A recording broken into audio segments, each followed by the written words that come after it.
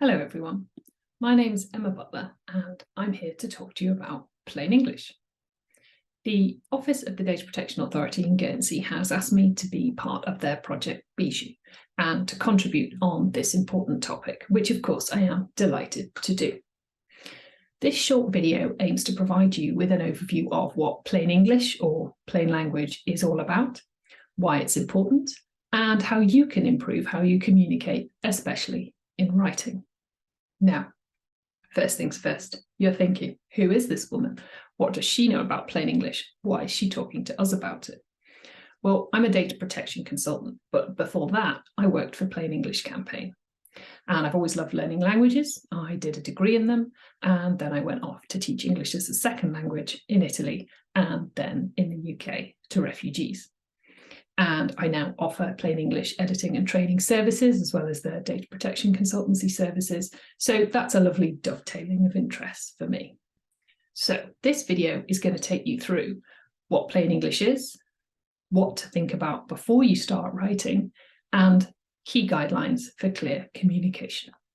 So let's start with what is plain English.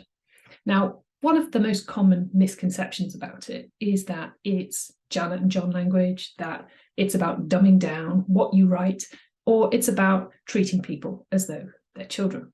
But none of this is true. Plain English can be summarized as this: read it once to understand it. If you have to read a sentence more than once to get what it's going on about, then chances are it wasn't written clearly enough.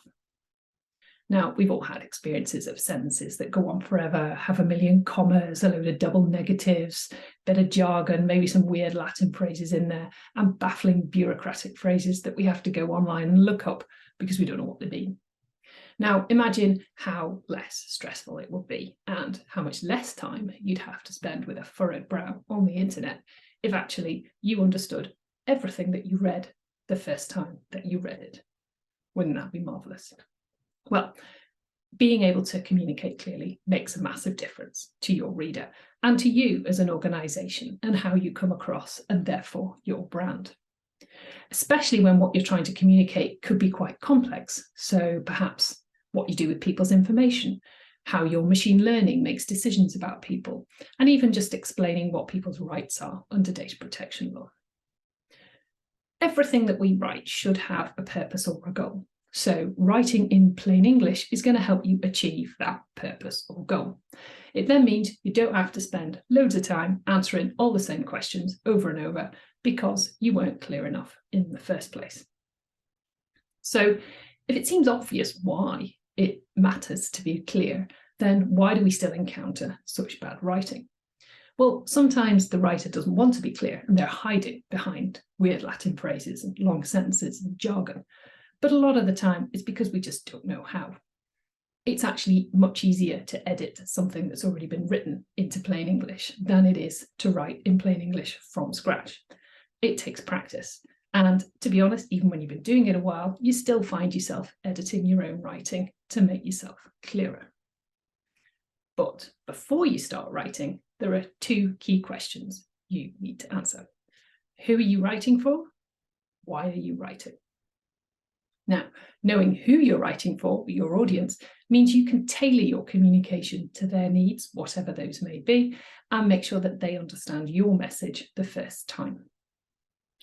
Understanding why you're writing means that you can focus on what your key points or messages, or what your call to action is, and make sure that your communication achieves your aim.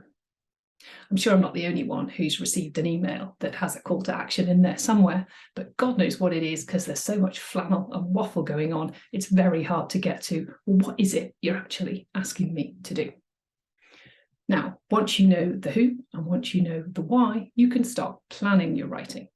And like most things in life with plain English writing, planning is key. It means figuring out your key messages, your key points, getting them in the right order. What do you want to say and what order do you want to say them in? Then, having done that, we can start writing. How do we write in plain English? Well, it isn't magic, it isn't rocket science, it's just a few simple guidelines. Now, the key considerations I'm going to talk about here are writing in short or shorter sentences, using appropriate words for your reader, and ultimately saying what you mean. So I'll give you a bit more detail now about that. Plain English Campaign recommends about 15 to 20 words per sentence is ideal, but that doesn't mean you have to go around counting words and making sure all your sentences are the same length. Basically, you need to mix it up, vary your shorter sentences with longer ones.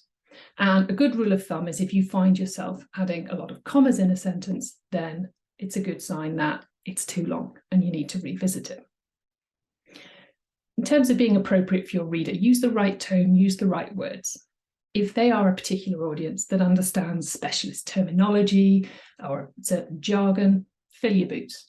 But if not, and particularly if you're writing for the general public, avoid that. Avoid the technical terms, avoid the jargon, avoid the weird Latin phrases, explain things much more clearly. And also imagine you're talking to them. Address them as you and talk about yourself as I or we. And that's automatically going to make your communication seem a lot clearer. And finally, say what you mean. Basically, don't waffle. Don't add in unnecessary words.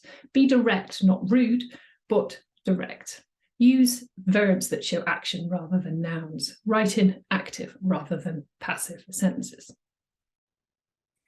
And then one final point. It's very important to be inclusive and accessible in your writing.